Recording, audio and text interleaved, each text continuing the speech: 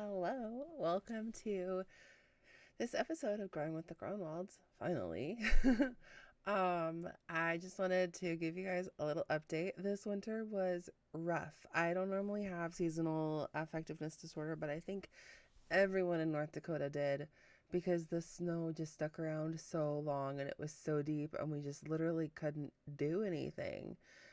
We haven't seen the ground since like November. It's been a long winter, but the ground is exposed. Green things are appearing and the sun is shining and temperatures are creeping up, and everyone is feeling a lot better, including us. Um, I have had quite the health battle going on. We don't have names or labels still to put to what exactly is going on. Um, but I will be sharing my journey of what I'm doing to try and get better and kind of the symptoms we're battling in future episodes. So just wanted to share that a little bit with you. This community has been so supportive of us through all the challenges that we've been through with Henry, and that hasn't stopped, even as the challenges switched from Henry to me. Our ability to communicate those challenges, though, has been more difficult because Henry can't post to social media that his mama is struggling for, like I was posting about him. So it's just been a little quiet around here. Um, I am doing better. I'm having like lactated ringer. It's like Gatorade for your veins, infused twice a week, and that has been helping significantly with me being able to just be upright to start, and to be more functional. I was finally able to return to physical therapy. So things are looking up a little bit. We have started streaming again. I am streaming on Twitch 3 days a week, and I think John is working towards 2 or 3 days a week. He's had some technical difficulties, because what he's doing is something he's never done before, but I think it's going to work out really well for him. And it reduces some of his technical difficulty potential. So that's kind of what's up with us. Henry is getting ready to go to kindergarten this fall. And so we'll be talking about the process of IEPs and how we all go about that, because when he has significant medical concerns, but two, he also has some behavioral challenges. Like he's a flight risk, and not because he doesn't necessarily want to be at school. He just wanders off to explore new things, and for a school that can be sketchy. So they are taking my concerns as a mom very seriously, and we have a whole team of people getting together next week to discuss how we can make school a safe place for Henry and a place where he can thrive and learn, and I'm really looking forward to it. So that's kind of what's up with the rest of the family. Talking about my health journey. So in addition to kind of the general chronic illness symptoms that I think the majority of people with chronic illness have, fatigue, weakness, exhaustion, pain, which I mean, with Ehlers-Danlos, those things come and go. But it was like as soon as we got to Mayo Clinic, something was instantly much more wrong than was normal. I was having palpitations, and I get these surges of, it feels like adrenaline is just dumping in my system. Because it's that, like, when you're a kid and you're told that you need to go to the principal's office and you have no idea what for, and you're sure like this is the end of the world, your life is over.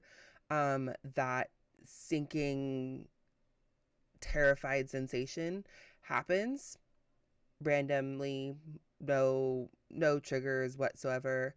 And so it does seem to me to be physiological, not like psych emotional. I am working with a therapist just to cover all my bases. But all the medicines they tried to put me on for anxiety or depression didn't really seem to help at all. So, kind of operating under the pretense that it's somehow physiological. Unfortunate thing is I don't have an endocrinologist who really cares to investigate or have any interest about what's going on with my adrenal glands.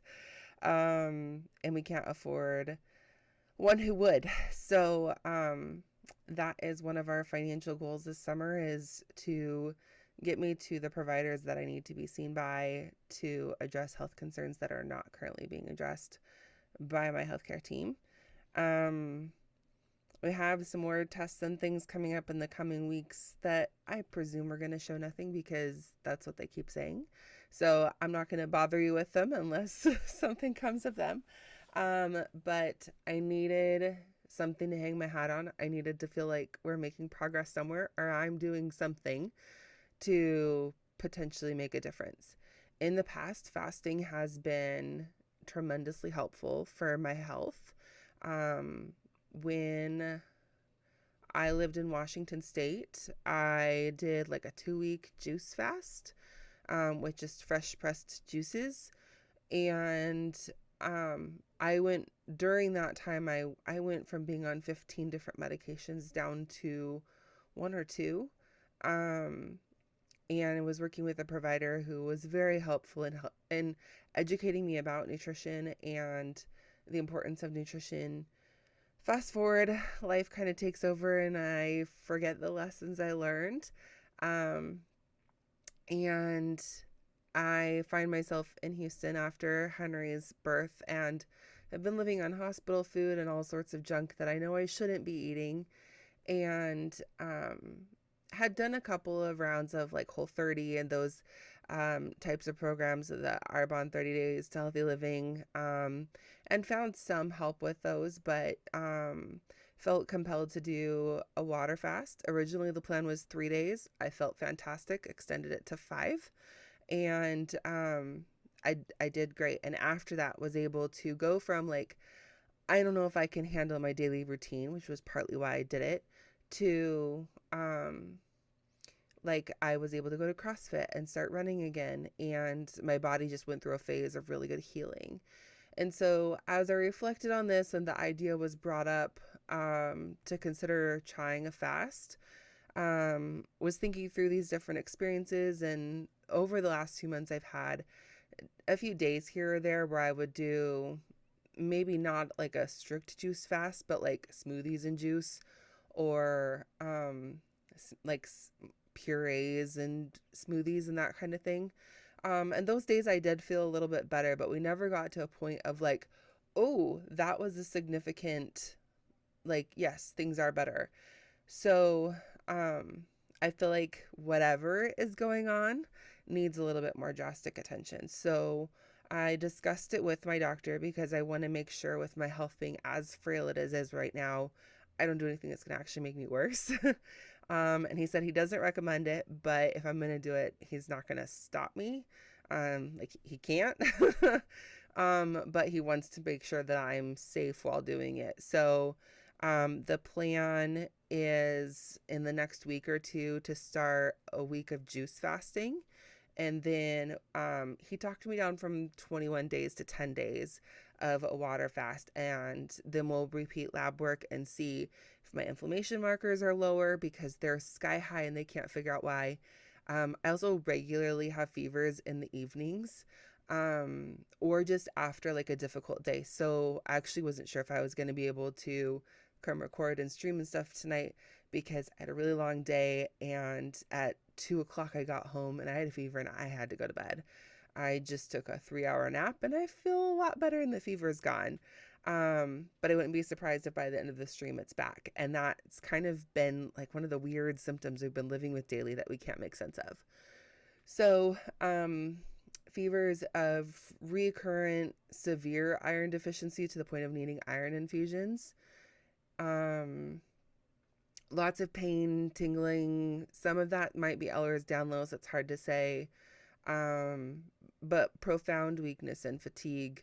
And primarily, like, I've been trying to figure out how to help, like, explain to someone else what I feel like in my body, rather than just using these words that can mean so many things in many different contexts. And so when I say fatigue, I feel the urge to lie down.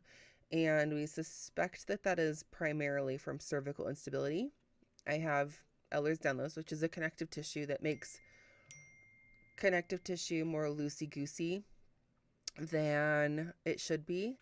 And I was in a car accident when I was 16 and got really bad whiplash. That combination is like a prime situation for cervical instability. The diagnostic path to cervical instability is complex, and it's probably a mild case given that like I actually haven't had like an internal decapitation.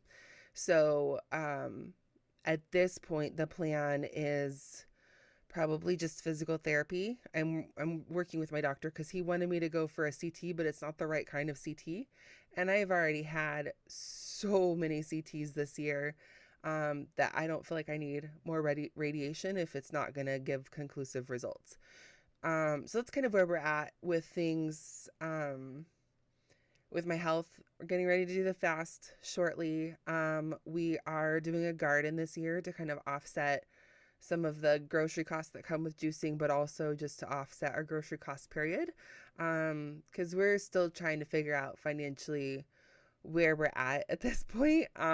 We had a plan and that plan blew up on our face again, just kind of like it did last year, only different ramifications this year. We're just still, we can't find a solution that works well for us for the long term. So, hopefully streaming and YouTube will be a path to correcting those things. I am going to be sharing our financial journey to a degree as we go here on this channel. Every month I'm going to do an update on what businesses we have going, what's our income and expenses from those businesses, how they're growing, what worked well the month before, and that kind of thing, so you can follow along the journey. And maybe in the future for posterity could be helpful. I'm sorry, my phone is on silent and John still keeps texting me and it's going through and I don't know why. So it's a little too early to get the garden in the ground, but we're getting really close. I have some sprouts ready to go and we've prepped the garden beds and we're just kind of waiting for things to really warm up and not get cold again. So, we'll be kind of documenting the garden journey and how that pans out, because I have successfully had a vegetable garden in the past, but we weren't able to harvest a lot because I didn't really know what I was doing. I spent the winter months that have been so difficult this year binge watching so many YouTube channels about gardening and just like really growing that skill. So I feel more confident. We'll see if that pans out to actually edible food coming from our garden, but it should be interesting anyways.